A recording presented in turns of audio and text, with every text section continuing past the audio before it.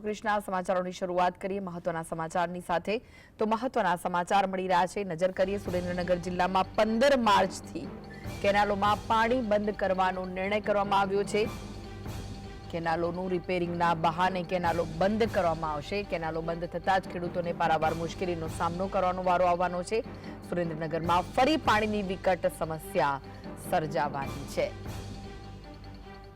તો પશુપાલકોને પીવાના પાણી માટે વલખા મારવા પડે છે ખેડૂતો ઉનાળુ પાક પણ નહીં લઈ શકે કારણ કે કેનાલો બંધ કરવાનો નિર્ણય કરાયો છે સુરેન્દ્રનગર જિલ્લામાં 15 માર્ચથી કેનાલોમાં પાણી બંધ કરવાનો નિર્ણય કરાતા લોકોમાં રોષ જોવા મળી રહ્યો છે કેનાલોનું રિપેરિંગનું કામ કરવાનું છે તે બહાનું કાઢીને કેનાલો બંધ કરવામાં આવનાર છે સુરેન્દ્રનગરમાં ફરી પાણીની વિકટ સમસ્યા સર્જાશે આમ પણ ઉનાળામાં સુરેન્દ્રનગરમાં પાણીની વિકટ સમસ્યા હોય છે લોકોને પીવાનું પાણી પણ નથી મળતું હતું ત્યારે હવે કેનાલોમાં પાણી બંધ કરાતા લોકોને પારાવાર મુશ્કેલીનો સામનો કરવો પડવાનો છે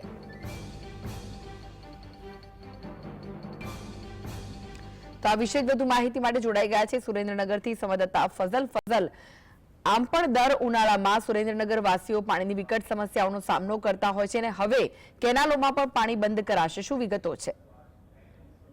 ખાસ કરીને સુરેન્દ્રનગર જિલ્લાની અત્યારે સૌથી મોટી સમસ્યા હોય તો તે પાણી સમસ્યા છે ત્યારે 15 માર્ચથી સુરેન્દ્રનગર જિલ્લામાં પસાર થતી તમામ નર્મદાની કેનાલો બંધ કરવાનો નિર્ણય તંત્ર દ્વારા કરવામાં આવ્યો છે જેને લઈને પીવાના પાણીની તથા જે સિંચાઈ માટેનું પાણી છે તેની વિકટ સમસ્યા સર્જાશે ખાસ કરીને આ વખતે સુરેન્દ્રનગર જિલ્લાના ખેડૂતો છે તે ઉનાળુ પાકનું વાવેતર પણ નહીં કરી શકે સુરેન્દ્રનગર જિલ્લો આમ તો સૌરાષ્ટ્રનું પાણીયારું ગણાય છે સુરેન્દ્રનગર જિલ્લામાંથી મોરબી હોય ભાવનગર હોય બોટાદ સુધી પીવાનું પાણી નર્મદાની કેનાલ મારફતે પૂરું પાડવામાં આવી રહ્યું છે પરંતુ રિપેરિંગના બહાને આ વર્ષે 15 માર્ચથી આ કેનાલો બંધ કરવાનો નિર્ણય તંત્રએ કર્યો છે જેને લઈને ગ્રામીણ વિસ્તારોમાં તો પીવાના પાણીની સમસ્યા સર્જાશે પરંતુ ખેડૂતો ઉનાળા પાકનું વાવેતર પણ નહીં કરી શકે ખેડૂત આગેવાન રણજીતસિંહ ઝાલા આપણી સાથે તેમની સાથે વાત કરશું ખાસ કરીને પ્રથમ વખત આવો નિર્ણય કરવામાં આવ્યો છે કે 15 માર્ચથી તમામ કેનાલો બંધ થશે કેવી પરિસ્થિતિ આ વાત સાચી છે સરકારનો આ નિર્ણય તકલખી નિર્ણય છે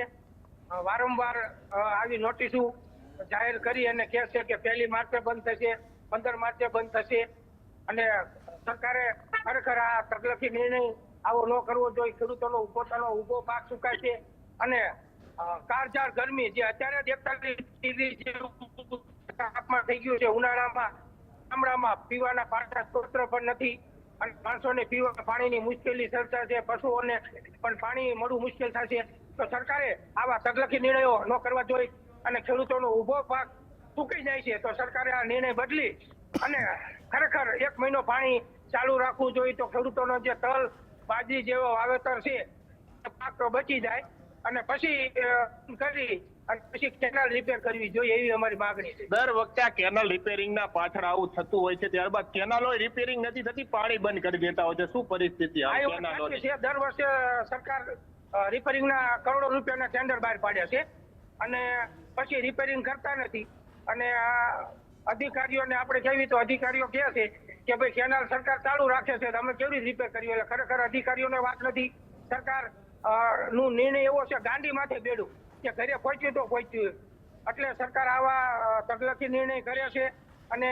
કેનાલો બંધ કરવાની જાહેરાત કરે છે અને પછી પાછું 15 થી બંધ કરી અને ચાલુ કરે છે એટલે ખેડૂતો વાવેતર કરી શકતા નથી અને અધિકારીઓ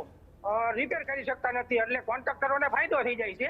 ખોટા બિલ બનાવી અને ખીચા ભરી લે છે ઘરના એટલે સરકારે ખરેખર જો કેનાલો રિપેર જ કરવી હોય તો